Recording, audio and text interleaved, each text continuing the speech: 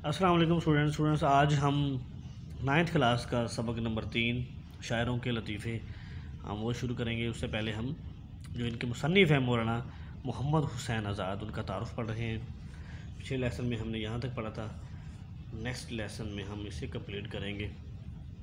تو ہم یہاں سے سٹارٹ کرتے ہیں۔ تخیل آفرینی یعنی کہ خیال نگاری، اچھی خیال نگاری، بہت اچھا تخیل بیان کرنا، بہت اچھے تخیل میں جانا۔ پیکر تراشی یعنی کہ تصویر کشی بنانا، تصویر کشی کھینچنا، کسی چیز کو بیان کرنے میں اس کا ایسا عکس، ایسی تصویر کشی کرنا کہ کمال ہو۔ تسیم نگاری، اس کا ایک جسم بنا دینا، حلیہ پیدا کر دینا کسی بھی چیز کا بیان کرنے میں۔ شعریت اور رنگینی، اس کی خوبصورتی، اس کے الفاظ کی خوبصورتی اس طرح ہو جیسے ہم اشعار پڑھ رہے ہیں۔ واقعہ نگاری، اور واقعہ نگاری جس میں بہت سا واقعہ بیان کیا گیا ہو، جس میں صرف جس میں واقعہ ہو۔ نفسیاتی، حقیقت آرائی، نفسیات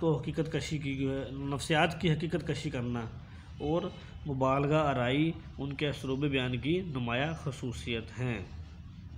کسی بھی خیال کو بڑھا کر بیان کرنا، بڑے اچھے انداز سے، زبردست طریقے سے خیال کو بڑھا کر بیان کرنا، یہ ان کی انداز تھا، ان کا اپنا ایک طریقہ تھا لکھنے کا۔ ان کا انداز بیان یعنی کہ ان کا انداز جو تھا بیان کرنے کا، لکھنے کا، نثر کا ایک ایسا خوبصورت اور دلکش شاہکار ہے، ایسا خوبصورت، بہت بیوٹیفل اور دلکش شاہکار ہے، یعنی کہ دل کو بھانے والا، دل کو اچھا لگنے والا، دل کو زبردست بھانے والا، جس نے ان کے بعد آنے والے ادیبوں کی اکثریت کو متاثر کیا ہو۔ یعنی انہوں نے نثر نگاری میں ایسا شاہکار بیان کیا، ایسا خوبصورت انداز بیان کیا کہ جس کو بعد کے آنے والے ادیبوں نے بہت زیادہ اکثریت میں اسے متاثر کیا اور بہت زیادہ انہیں سراہا۔ خوبصورت اور دل نشین نثر کے علاوہ، دل نشین، دل پر اثر کرنے والی، بیوٹیفل، خوبصورت، بہت زیادہ دل کو بھانے والی، ایک ایسا بڑا کارنامہ اردو میں جدید طرز شاعری ہے، ایک کمال کارنامہ بہت بڑا جس میں جدید طرز شاعری ہے۔ شاعری کو ایک ایڈوانس سٹائل دینا، طرز دینا، نیا رنگ دینا، ہنگ دینا، جس کی ابتدا انجمن پنجاب لاہور کے مشاعروں سے ہوئی، جس کی ابتدا جو تھی وہ انجمن پنجاب لاہور کے مشاعروں سے ہوئی، جس کے وہ سیکٹری تھے، جس کے وہ اس وقت کے سیکٹری تھے، ایک عہدے پر تھے، اچھے عہدے پر تھے، اور انہوں نے ایک انجمن تعمیر کی جس نے شاعری کو ایک نیا انداز دیا، ایک شاعری کو ایک طرز دی، نئی طرز دی، ایڈوانس سٹائل دیا، اور یہ ان کی زندگی کا بہت بڑا کارنامہ تھا کہ ایک انہوں نے شاعری کو بھی ایک نیا سٹائل دے دیا، طرز دے دی۔ خود تو ان کا نثر نگاری میں بہت کمال تھے، جو بیان ان کا خود تھا لکھنے کا، اس میں کسی اور کو ایسی مہارت حاصل نہیں تھی، اور جیسا سٹائل ان کا لکھنے کا تھا اس کے وہ موجد بھی تھے، یعنی کہ انہوں نے خود اس کو ایجاد کیا تھا۔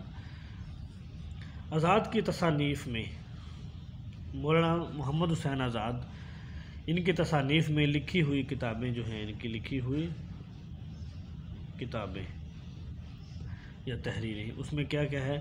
آب حیات ہے، ایک کتاب کا نام آب حیات ہے، دوسری کا نام دربار اکبری ہے، دوسری جو کتاب ہے ان کی دربار اکبری، تیسری کا نام نرنگ خیال ہے، تیسری کا نام قصص ہند کے قصے جو ہوں گے، قصص ہند، اور سخندان فارس، بہت مشہور ہیں۔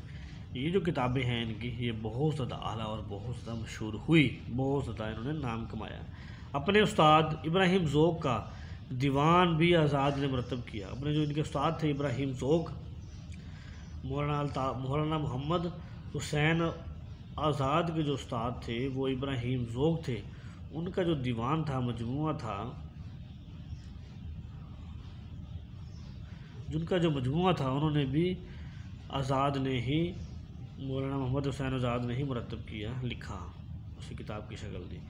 آزاد نے موضوعاتی نظمیں بھی لکھی، موضوعات کے اوپر نظمیں بھی لکھی، جس میں موضوع ہوتا تھا کوئی، کسی موضوع کے متعلق نظم لکھنا، شاعری کرنا، جو نظم آزاد میں شامل ہیں، جو کہ ایک ان کی تصنیف ہے نظم آزاد، اس میں وہ تحریر ہے۔ تو اسٹوڈنٹس آج کا لیسن ہمارا ختم ہوتا ہے، پیج نمبر 20 پہ تھے ہم نیکسٹ لیسن میں جو ان کے سبق ہے جو شاعروں کے لطیفے وہ پڑھیں گے۔ تب تک کے لیے خدا حافظ۔